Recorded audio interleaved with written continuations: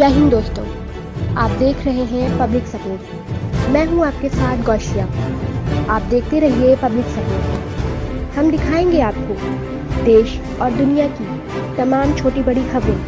हमारे साथ बने रहने के लिए हमारे चैनल को सब्सक्राइब कर दें ताकि आने वाली नोटिफिकेशन सबसे पहले आपके पास। लखीमपुर खीरी के अंतर्गत तहसील पलिया कला रामलीला मैदान में आज 23 मार्च को 90वां शहीदी दिवस विशाल जनसभा का आयोजन किया गया, जिसमें कई पार्टी के पदाधिकारी मौजूद रहे। और आपको बता दें कि एपुआ की महिला मोर्चा की प्रदेश अध्यक्ष कामरेड कृष्णा अधिकारी ने केंद्र सरकार पर कृषि कानून बिल को लेकर केंद्र सरकार पर साधा निशाना और मुख्य अतिथि के रूप में आए किसान मोर्चा प्रभारी पुरुषोत्तम शर्मा ने बताया, जब तक केंद्र सरकार इस काले कानून को वापस नहीं लेगी तब तक हम चुप बैठने वाले नहीं हैं। पुरुषोत्तम शर्मा ने केंद्र सरकार पर निशाना साधते हुए कहा कि ये सरकार अब दोबारा आने वाली नहीं है। इस मौके पर मौजूद रहें कामरेड कृष्णा अधिकारी, धनंजय उपाध्याय, फुरकान अंसारी, नरेश यादव, कमलेश राय, संजीव कुमार मुन्ना, जगपाल सिंह ढिल्लन, मंजीत सिंह सिंधु, दरबारा सिंह, गुरप्रीत सिंह नन्नर, आरती राय, सुधा सिंह आदि किसान मौजूद रहे। लखीमपुर खीरी से पब्लिक सपोर्ट के साथ जिला ब्यूरो चीफ खुशबर खान की रिपोर्ट।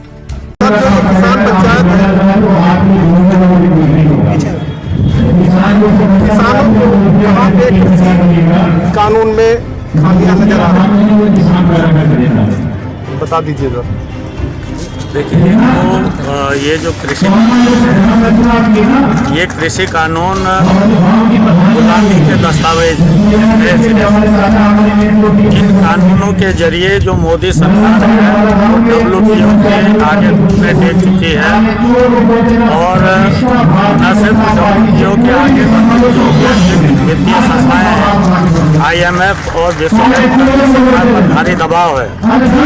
इस सरकार ने कॉर्पोरेट के साथ, बहुराष्ट्रीय कंपनियों के साथ जो समझौते किए हैं, इसी के तहत आप जानते हैं कि कानून आने से पहले इंडस्ट्रियल अडानी, गौतम अडानी के जो है वो करीब 30 लोन बन चुके हैं।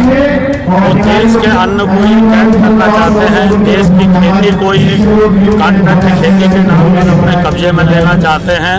और इस देश के अंदर जो मीडिया सिस्टम है उसको जो है खत्म करना चाहते हैं। ये जो आवश्यक वस्तु अधिनियम किया है, इसके जरिए तो हम लोग इसको पूरा गुलामी के दस्तावेज मानते हैं और इसलिए किसानों के खिलाफ एक बड़ी लड़ाई छेड़ी है। लेकिन आज शहीद आजम भगत सिंह के बलिदान दिवस में हम लोगों ने साम्राज्यवाद विरोधी, कॉरपोरेट विरोधी संघर्ष के रूप में भगत सिंह की जो विरासत है आंदोलन, उस विरासत के तहत हमने इसको मनाने का फैसला लिया है, क्योंकि साम्राज्यवादी के खिलाफ ही उन्होंने अपना सर्वोच्च बलिदान दिया।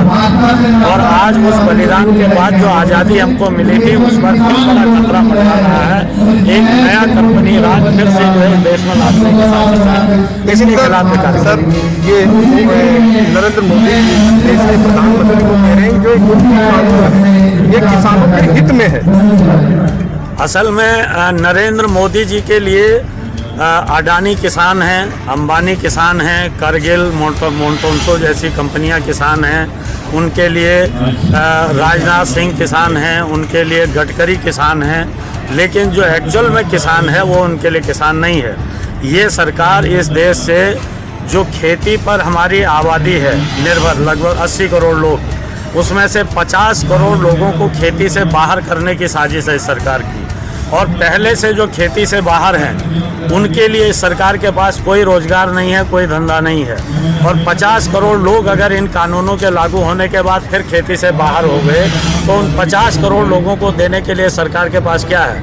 ये सरकार पूरी तरीके से कॉरपोरेट की गुलाम है, मल्टीनेशनल कंपनियों की गुलाम है, WTO की गुलाम। सरकार सर गाजीपुर बॉर्डर पर जो है 100 दिन से ऊपर आंदोलन करते हुए किसानों को हो गए, लेकिन सरकार जो है वो आप लोगों की बात मानने को तैयार क्यों नहीं है?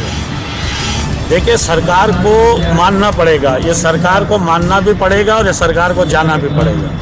ये सरकार की वापसी और एमएसपी का गारंटी कानून, ये किसानों की मुख्य मांग है। इन मांगों को इस सरकार को मानना पड़ेगा और इस सरकार को इनको वापस लेना पड़ेगा। अगर ये सरकार वापस नहीं लेगी तो हम कमर कस करके जो है लड़ाई के मैदान में हैं। हम 2024 के मई महीने तक भी दिल्ली के बॉर्डर से हिलने वाले नहीं हैं। हम या तो ये सरकार इन कानूनों को वापस लेगी, एमएसपी कानून बनाएगी, या ये सरकार इस देश से गद्दी छोड़ करके भागेगी। सरकार कह रही है कि हम कानून रिपील नहीं करेंगे, कानून में तहत संशोधन करने के लिए तैयार है। संशोधन की कोई गुंजाइश इनमें नहीं है। जैसे मैंने अपने भाषण में भी कहा, सरकार कह रही है बीच का रास्ता बताओ, तो बीच का कोई रास्ता ही नहीं है। अगर इन कानूनों को लागू होना है तो किसानों की, इस देश के गरीबों की मौत सामने है। अगर इन कानूनों को वापस लेना है तो फिर इस देश की जो है ज़िंदगी जो है आगे चलेगी। तो ज़िंदगी और मौत के बीच का जो रास्ता है वो तो एक पैरालाइज बॉडी है। हम पैरालाइज बॉडी बनने को तैयार नहीं है। सर एक चीज़ और है, अगर सरकार एमएसपी पर कानून बना देती है, किसानों को गारंटी दे देती है, उस स्थिति में क्या आप किसान जो बिल है उसका विरोध करना? नहीं, अगर एमएसपी कानून बन जाता है और तीनों किसान कानून भी रहते हैं तो उस एमएसपी कानून का कोई मतलब नहीं, क्योंकि जब ज़मीन हमारे हाथ में नहीं रहेगी, अन्न का भंडारण हमारे हाथ में नहीं रहेगा, मंडी जो है बदल जाएगी, मंडी का सिस्टम बदल जाएगा, तो एमएसपी हमको मिलेगी ही नहीं। कानून भी बन जाएगा तो क्या होगा, ना हमारे पास बेचने को होगा, ना हमारे को जो है एमएसपी मिलेगी।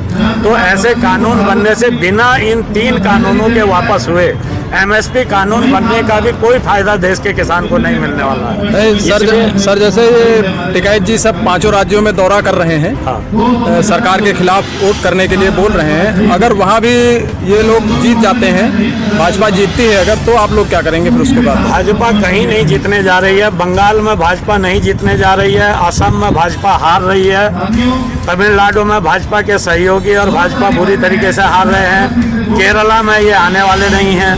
तो ये आ कहाँ रहे हैं? ये कहीं नहीं आ रहे हैं। देश का किसान इनके खिलाफ खड़ा है। सर कुछ न्यूज़ चैनल जो है वो सर्वे भी दिखा रहे हैं, क्या आप सर्वे के आधार पे तो नहीं ये कह रहे हैं?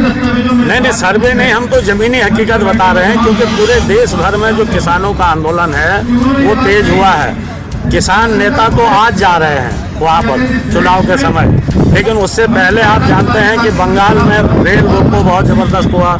बंगाल में जब हमने सड़क जाम की कॉल की, सड़क जाम ज़बरदस्त हुआ। बंगाल में जब हमने बंद की कॉल की, बंद ज़बरदस्त हुआ। बंगाल के अंदर किसान लगातार लड़ाई में है और ये इनके अध्यक्ष ने तो 2 महीना पहले एक मुट्ठी चावल अभियान चलाया था, आपको याद होगा। वो एक मुट्ठी चावल अभियान इन्होंने जिस दिन वर्धमान जिले के वर्धमान शहर में शुरू किया, हमने उसी दिन कहा था कि बंगाल के गाँवों में जाकर के आप देखिए, किसानों से मांग के देखिए एक मुट्ठी चावल।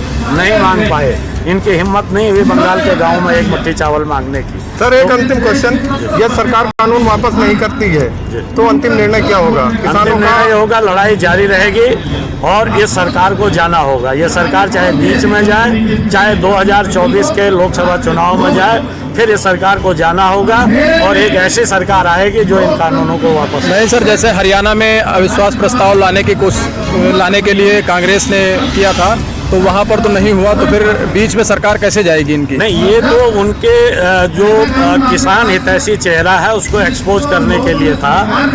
बाकी बिहार के अंदर, वहाँ हरियाणा के अंदर आप जानते हैं कि हरियाणा की भाजपा सरकार पूरी तरीके से बंधक हो चुकी है। मुख्यमंत्री, मंत्री, विधायक, सांसद कोई भी सार्वजनिक कार्यक्रम नहीं कर पा रहे हैं, किसी भी गांव में नहीं जा पा रहे हैं। तो सरकार बंधक है, वहाँ सरकार चल ही नहीं रही है। तो वो जो है मतलब फिजिकली बैठे हुए हैं सत्ता में, एक अलग बात है, लेकिन वो सरकार अपना नैतिक प्राधिकार वहाँ राज्य चलाने का खो चुकी है।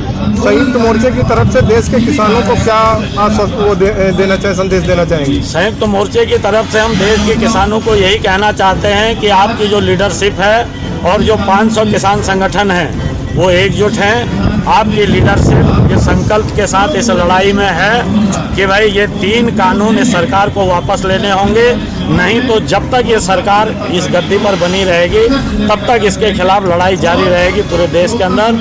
और उत्तर प्रदेश के लोगों से भी हम कहना चाहते हैं कि आने वाले पंचायत चुनाव में इस भाजपा को धूल चटाएं और 2000 निष्पक्ष पत्रकारिता को सपोर्ट करें, हमारे YouTube चैनल को सब्सक्राइब करें, नोटिफिकेशन बेल आइकन जरूर दबाएं।